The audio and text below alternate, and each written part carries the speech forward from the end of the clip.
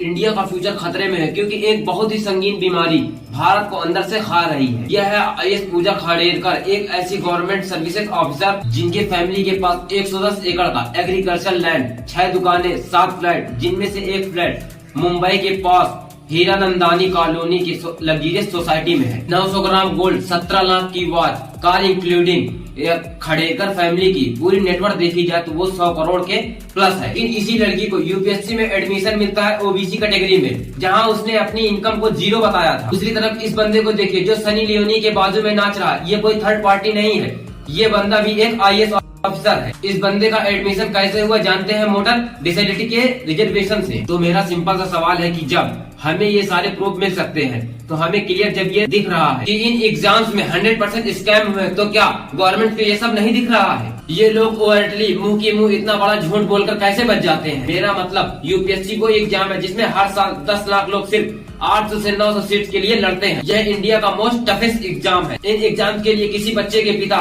सड़क पर ठेला लगाकर उसको अरमानों की जिंदगी देते हैं, तो किसी के माँ बाप आईएएस की पढ़ाई के लिए अपना सब कुछ बेच देते हैं, सिर्फ इस उम्मीद से कि इस एग्जाम में सबको एक लेवल प्लेइंग फील्ड मिलेगा, किसी के साथ भेदभाव नहीं होगा। लेकिन यहाँ तो कुछ और ही हो रहा है। आज की इस वीडियो में मैं साबित कर दूंगा कि यह हालत सिर्फ यूपीएससी की ही नहीं, यही सेम हालत हर वो इंट्रेंस एग्जाम की है जिसका सपना देश के बच्चे देखते हैं। आज की डेट में तो कई एग्जाम्स में ओपनली चीटिंग हो रही है, जहां पर टीचर खुद ही बच्चों की मदद करती है। इसी के साथ ऐसे कई स्कैम्स हो रहे हैं जो एजुकेशन फील्ड में कभी नहीं होने चाहिए, क्योंकि जो यंग बच्चे होते हैं वही तो देश का फ्यूचर होते हैं। अगर इनमें भी मेहनती बच्चों के साथ भेदभाव होगा और टॉप पोजीशन पर गलत लोग बैठेंगे तो ऐसे में कंट्री अपने प्राइम तक कभी नहीं पहुंच सकती और देश में भ्रष्टाचार अपने चरम पर पहुंच जाएगा, जिनमें से गरीबों का शोषण बड़े पैमाने पर होने लगेगा।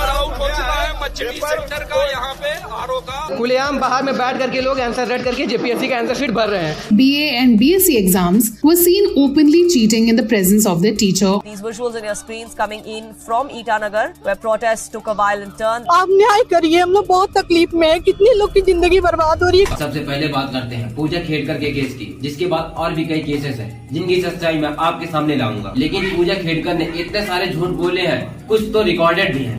Your father worked some bank or where?